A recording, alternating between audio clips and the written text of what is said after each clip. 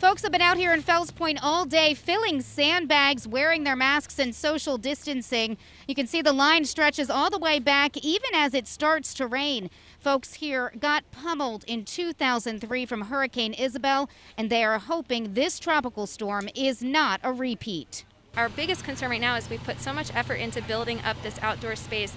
I'm hoping it's still there.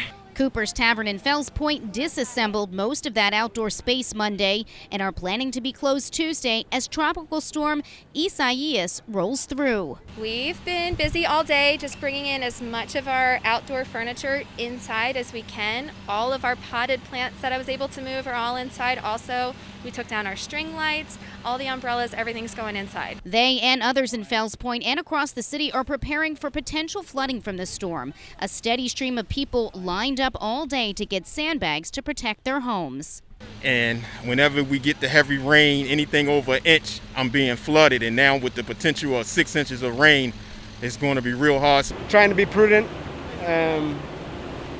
seeing as the city provides us, we may as well take advantage of it. Baltimore City officials want residents to prepare now before the storm hits. They recommend removing cars from low-lying streets and securing outdoor furniture and trash cans.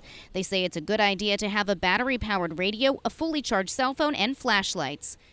We're expecting downed trees and power outages, and we are working closely with BGE and all city agencies to get power restored and roads cleared quickly during and after the storm. Residents and businesses already facing hardships because of the pandemic are holding their breath.